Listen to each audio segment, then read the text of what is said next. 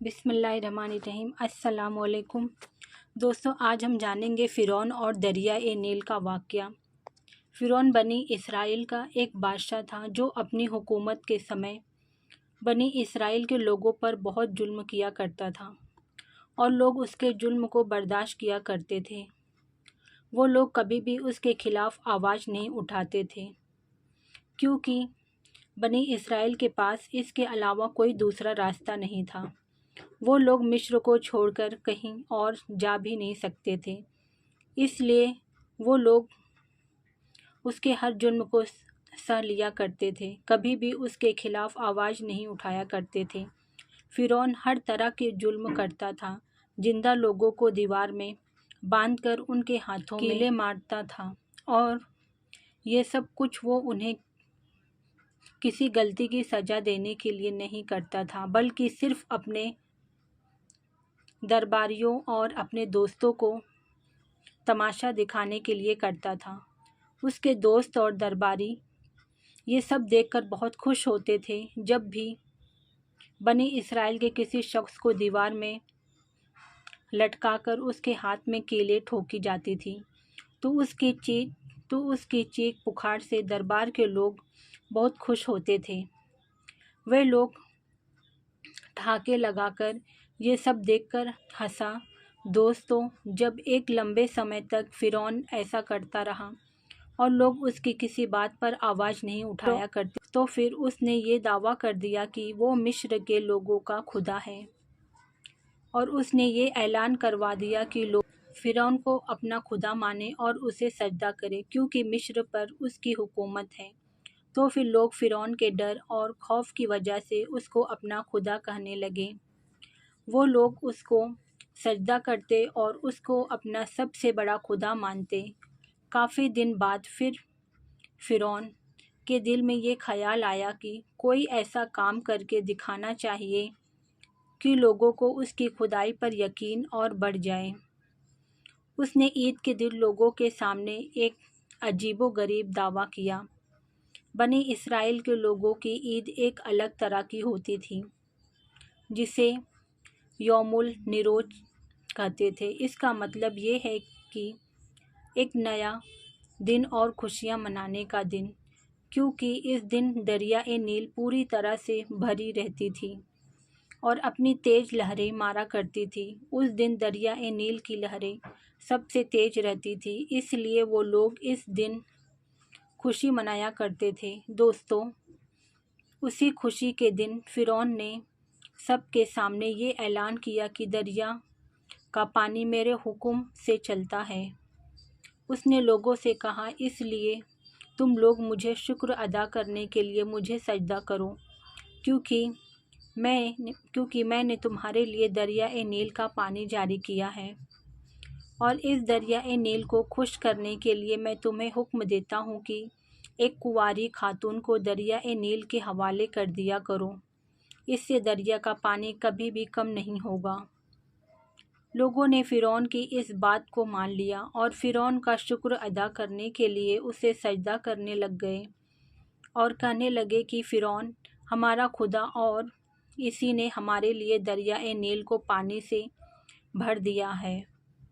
1 या 2 साल के बाद दरिया ए नील सूख गया, उसका पानी ख़त्म हो गया, जिसकी वजह से मिस्र में कहर पड़ गया। वहाँ के लोग पानी न मिलने की वजह से बहुत परेशान होने लगे, उनकी फसलें तबाह होने लगी, और वो लोग बड़े नाउम्मीद होकर फ़िरौन के पास आए और फ़िरौन से कहा कि तुम हमारे खुदा हो तो दरिया ए नील को क्यों बंद कर दिए हो। उसके बाद मिस्र के लोगों ने फ़िरौन से कहा, क्या हमने तुम्हें नाराज़ कर दिया है? अगर तुम हमारे खुदा हो तो हमें इस परेशानी से निकालो और दरिया ए नील कभी पहले जैसा ही पानी से भर दो।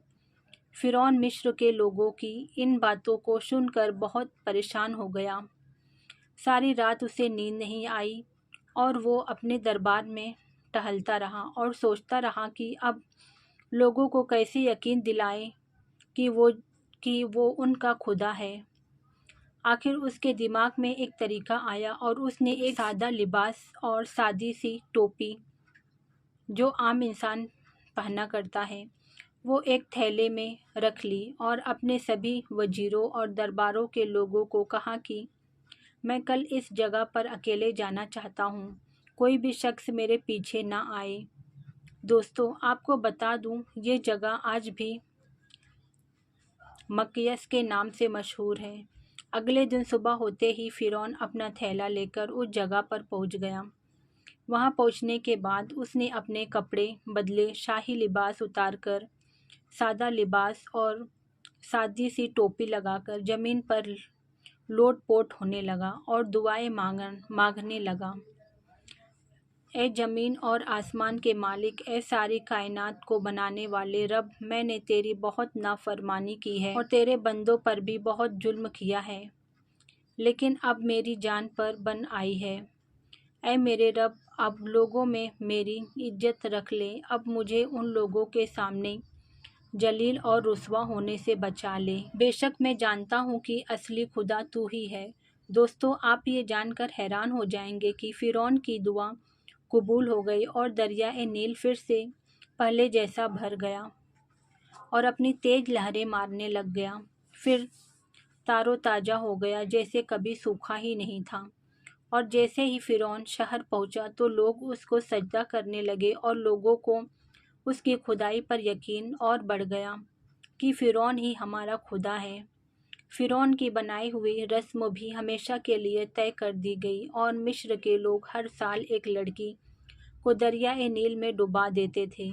दोस्तों, इत्तेफाक की बात देखिए कि जब भी दरियाए नील सूखने लगती तो उसके अंदर एक लड़की को डुबो देते तो वो दोबारा पहले जैसी पानी से भर जाती, पहले जैसे ही लहरें मारने लगती। और मिस्र के लोगों में ये बात मशहूर हो गई कि दरिया में बहुत बड़ा जिन्न और सै है, जिसे हर साल एक कुंवारी लड़की की बलि चाहिए, नहीं तो वो जिन्न और सै दरिया का पानी पूरा पी जाती है। इसी तरह समय गुजारने के बाद जब फ़िरौन मर गया, तब भी लोग फ़िरौन के बनाए कानून के हिसाब से ही चलते रहे। हर साल दरियाए नील में एक कुंवारी लड़की को डुबो देते। दोस्तों, उन लोगों की जहालत का अंदाज़ा आप इस बात से लगा सकते हैं कि ये रस्म कई 100 साल तक चलती रही और जब हज़रत उमर फ़ारूक रज़ियल्लाहु ताला अन्हु का ज़माना आया, तब उन्होंने मिस्र में अपने एक खादिम को गवर्नर बनाकर भेजा। तो वहाँ के गवर्नर ये सब बातें जानकर बहुत नाराज़ हुए और फ़िरौन के बनाए सभी नियमों को ख़त्म कर दिए और कहा कि इस साल कोई भी मासूम लड़की दरिया में नहीं डाली जाएगी। अल्लाह की मर्जी भी देखिए, जैसे ही वो दिन करीब आया, दरिया नील फिर सूखने लगा, यहाँ तक कि दरिया का पानी पूरा सूख गया। लोगों में निराशा और खौफ बढ़ गई कि दरिया से चली आ रही रस्म को ख़त्म करने की वजह से वो जिन्न और सै नाराज़ हो जाएंगे और हम हमेशा के लिए पानी के मोहताज हो जाएंगे। इसके बाद मिस्र के गवर्नर ने हज़रत उमर रज़ियल्लाहु ताला अन्हु को एक ख़त लिखा और ख़त में सारा मामला लिखा कि हमारे यहाँ ये सब हो रहा है, आप इसका कोई हल निकालें। हज़रत उमर रज़ियल्लाहु ताला अन्हु ने ख़त का जवाब लिखा और कहा, इस तरह की जुल्म करने वाली और जाहिलाना रस्म को तुरंत ख़त्म करो और साथ ही मैं एक और ख़त लिख कर दे रहा हूँ, इसे दरियाए नील में डाल देना। हज़रत उमर रज़ियल्लाहु ताला अन्हु ने इस ख़त में लिखा कि ये ख़त अल्लाह के बंदे उमर की तरफ से दरियाए नील के लिए है। दरियाए नील, अगर तू अब तक अपनी मर्जी से चलती थी तो हमें तेरे पानी की कोई ज़रूरत नहीं है, और अगर तू अब तक अल्लाह के हुक्म से चलती रही तो मैं उमर अल्लाह का तुझे हुक्म देता हूँ कि तू फिर से पहले जैसे पानी से भर जा, क्योंकि अल्लाह के मखलूक को तेरी पानी की ज़रूरत है, वो सब पानी ना होने की वजह से परेशान है। दोस्तों, जैसे ही हज़रत उमर रज़ियल्लाहु ताला अन्हु का लिखा हुआ ख़त दरिया में डाला गया तो दरियाए नील पानी से भर गया। एक ही दिन में उसका पानी पूरी तरह से भर, बल्कि वो पहले से भी ज़्यादा लहरें मारने लगी और इसी तरह से मिस्र के से हमेशा के लिए वो जाहिलाना और जालिमाना रस्म ख़त्म हो गई। दोस्तों, इस पोस्ट से हमें 2 बहुत ही अहम सबक मिलते हैं। पहला सबक ये कि फ़िरौन इतना बड़ा जालिम और अल्लाह का नाफरमान था, लेकिन जब उसने सच्चे दिल से अल्लाह की बारगाह में रोकर दुआ मांगी तो अल्लाह ताला ने उसकी दुआ कबूल कर ली।